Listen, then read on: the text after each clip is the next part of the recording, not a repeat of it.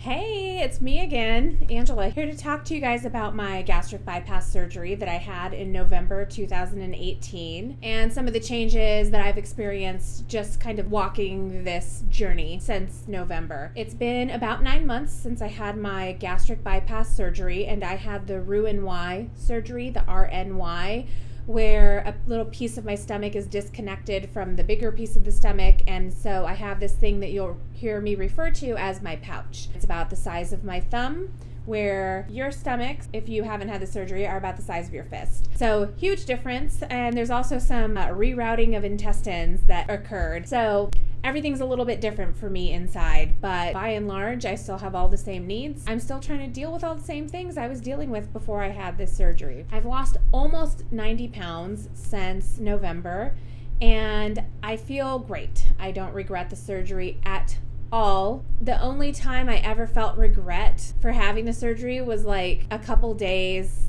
after the surgery, because it hurt like a mother. But I knew it was temporary, and I was just kind of being a baby about it. So I really don't have any regrets. In my everyday life, I do encounter things that I'm constantly having to change and make adjustments for. It's not just eating that changes. Eating was such a big part of my everyday life. It was my solution to problems. It was how I showed other people love. It was how I showed myself love, how I proved to myself that I was no longer a poor kid who, really had a tough time sometimes having 3 meals a day. It was my way of stuffing away feelings that I didn't want to feel. It was my way of harming myself, on a subconscious and a partially conscious level. Food was how I related to my community, my family, my husband, everything. It was such a big part of my life, and I enjoy eating still. It sustains me, it gives me nourishment. I need it, I have to have it.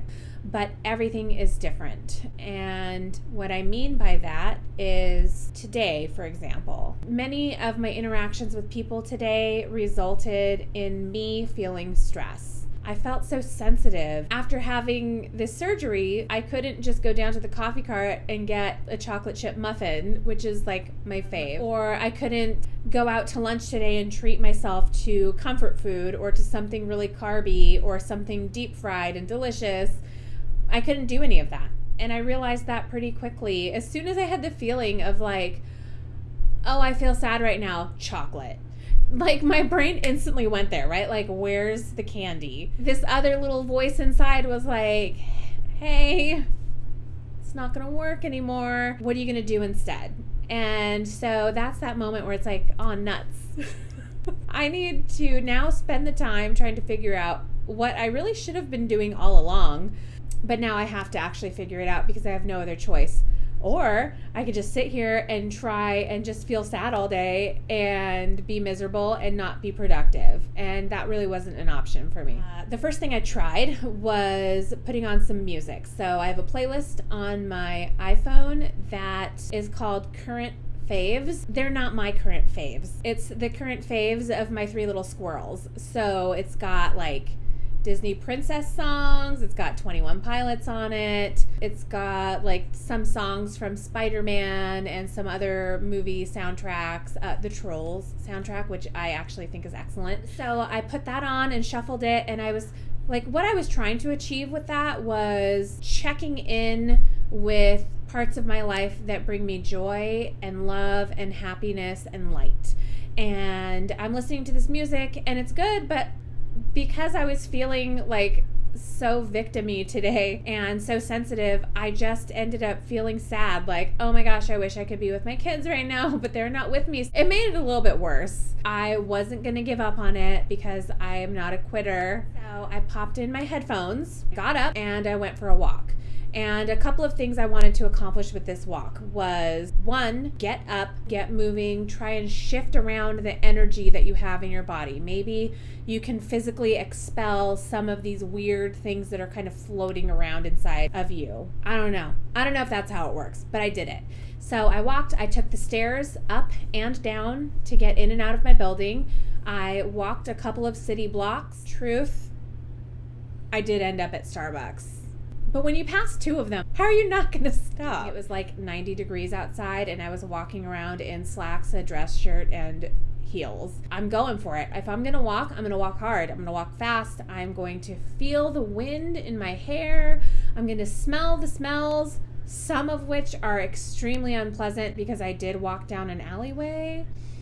So I had a couple hold your breath moments, but I really wanted to be mindful while I was taking this walk, because if I just aimlessly walked around, I knew it wasn't going to help me try and shake what I was dealing with today. You know, it's like, feel the wind in your hair. I was trying to focus on all of that. I was listening to my current faves playlist and straight up jamming to a whole new world. Nobody knew what I was listening to, nor did they care. I think I was gone for about 15 minutes in total. By the time I got back to my desk, I felt like re-energized a little bit. I guess like clue number one was I was no longer thinking about chocolate or food. I did a few mindfulness exercises. Just put yourself in the moment right here, right now. Stop wishing that people would be kinder. Stop wishing that people would be more professional. Stop wishing that, things weren't the way that they are. Guess what? They are the way that they are. You have no control over that. And eating is not going to give you control. A couple of the things I'll do when I feel stressed out or when I start to feel the anxiety building up is I'll stop and I will touch 3 things. Oh, any 3 things. So I'll touch a smooth rock that's on my desk. Touching 3 different things kind of brings you into the here and now. You can touch your cheek and feel like, what does your skin feel like? It can be any 3 things, not necessarily the same 3 things every time. That'd get kind of boring. Smelling 3 things. So I opened up my water bottle. I smelled my Crystal Light. And then I got up and I went to the sink and I washed my water bottle because it didn't smell amazing. Like, what does it make me think of? What does this remind me of? That is such a good way to distract yourself from the stress, but also to just kind of like refocus your awareness on where you are now, what you're doing now, and what are the things in life that bring you joy. Even if it's the smell of like peanut butter. Like, it was so random. I have Kind bars at my desk and one of them is like a chocolate coconut flavor. I smelled it and it was like, it took me back to the 4th grade and I could almost taste the chocolate milk that I used to drink as a kid. It was the craziest thing. I've never had anything like that happen before. It really took me out of the situation that I was in. It was really strange. And then I started spiraling out of control because I was just being an absolute nut today, where I was like, oh my gosh, is that like, do I have unresolved feelings from when I was in the 4th grade? Oh my God, what does that mean for me? It means nothing. It means nothing. Honestly. It just meant that I was stressed out and I was looking for a reason to remain stressed out. Mindfulness exercises are really great, and I've been trying to teach myself more of them so that I kind of have like a toolbox filled with different little things that I can do to try and just nudge myself back to where I want to be emotionally without going and doing something harmful to myself, like eating too many carbs or too much sugar. It's one of the struggles of having this surgery. You hear people nobody has ever said this to me, okay? But I hear other people who have had this surgery say their family or their friends or their colleagues have told them, oh, you took the easy way out with this surgery.